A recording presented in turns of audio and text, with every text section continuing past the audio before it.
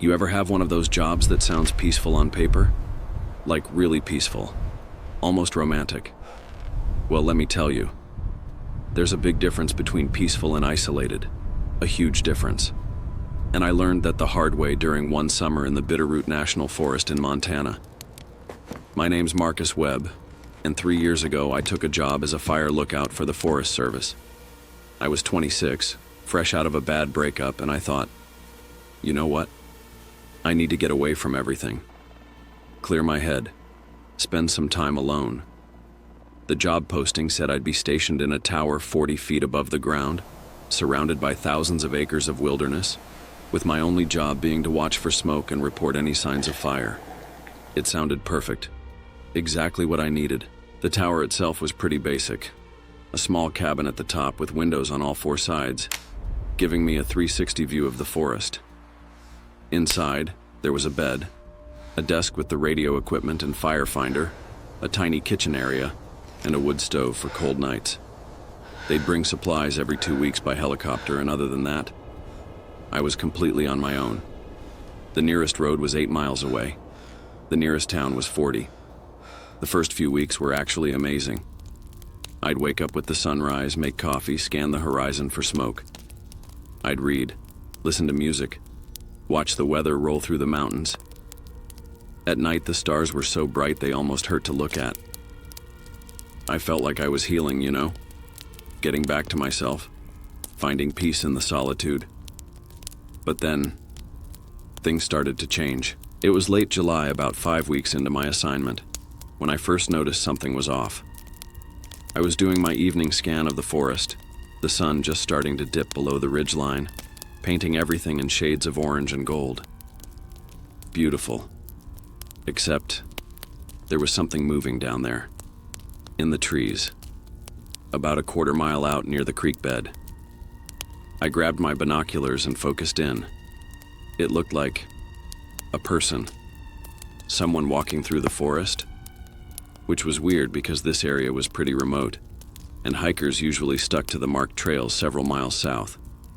I watched this figure move between the trees, and something about it just felt wrong.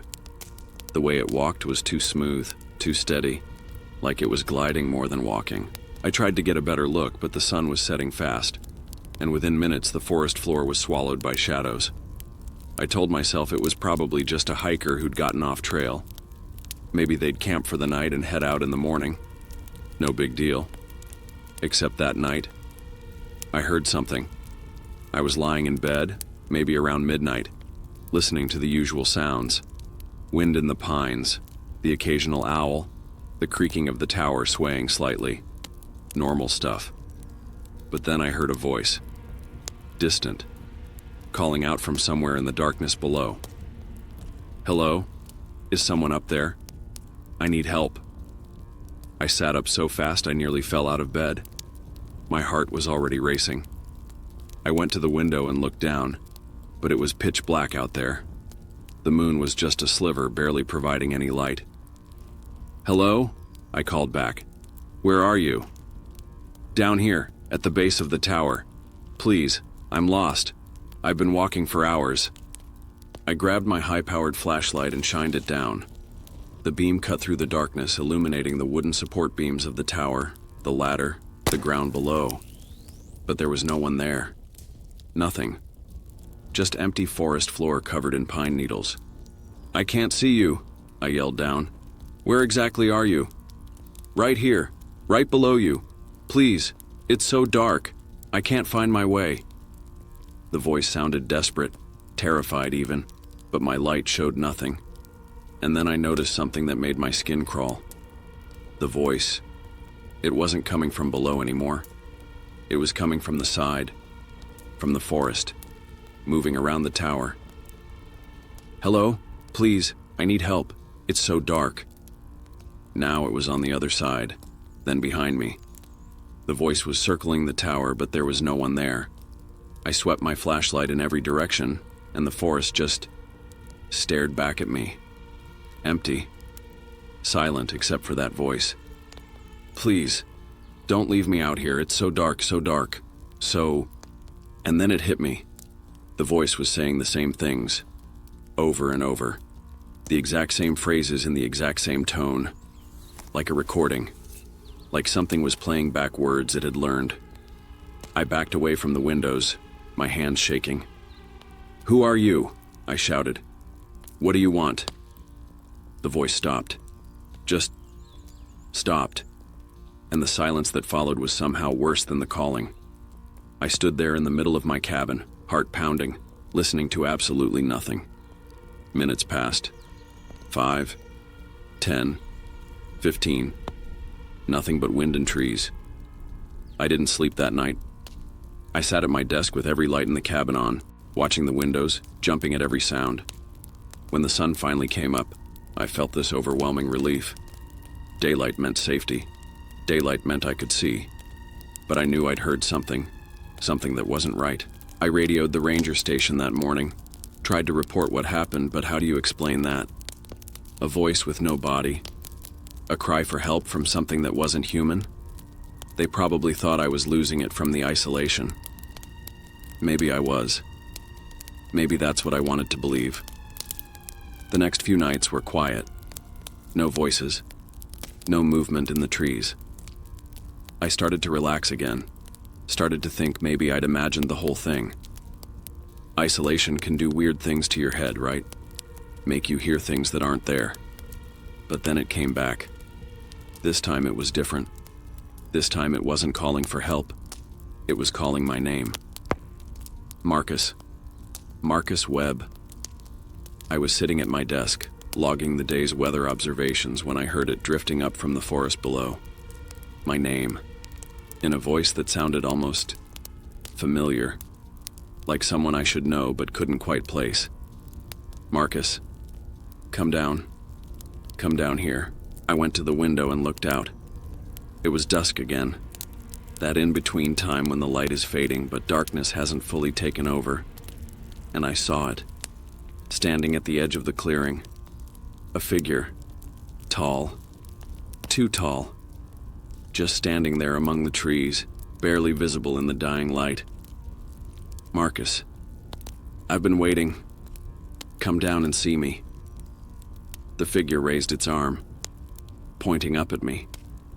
And even though I couldn't make out any details, even though it was too far away and too dark, I could feel it looking at me. Really looking at me. Seeing me in a way that made me feel exposed, vulnerable, like prey. I stumbled backward, nearly tripping over my chair. When I looked again, the figure was gone. But the voice continued drifting through the trees. "Marcus, Marcus, don't you want to come down? Don't you want to see? It's so beautiful down here.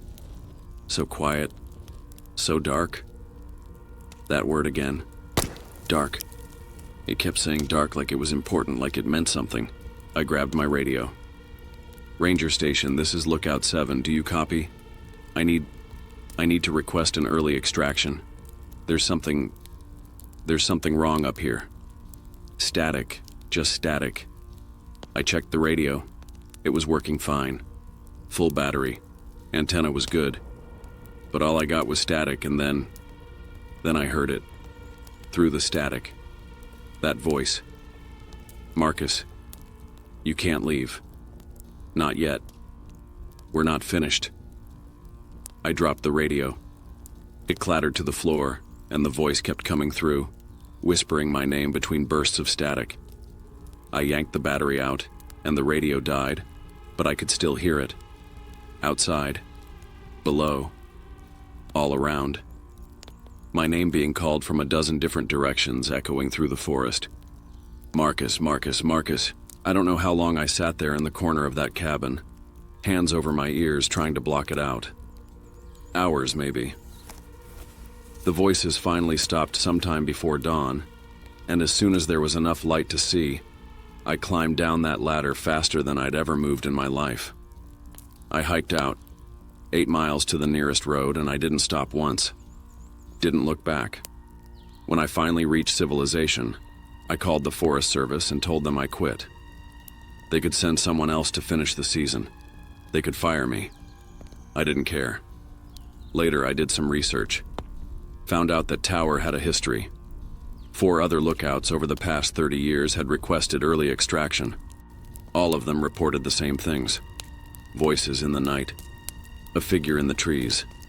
Something calling their names. One of them, a guy back in 1998, he didn't make it out. They found him at the base of the tower. The official report said he fell from the ladder, but the ranger who found him said his eyes were open. Said he looked terrified. Said he was facing the forest, not the tower, like he'd been walking toward the trees when whatever happened. I work in an office now. Cubicle. Fluorescent lights. Other people around all the time. Some folks think it's depressing, but you know what? I'll take depressing over isolated any day. Because there are things out there in those deep woods. Things that live in the spaces where humans don't go. And they don't like being watched. If you're interested in hearing more true accounts from people who've experienced things that defy explanation, make sure to subscribe to Campfire Nightmares and drop a comment below. Have you ever been somewhere so isolated that you started to question what was real? Because sometimes, the scariest part isn't what you see, it's what sees you.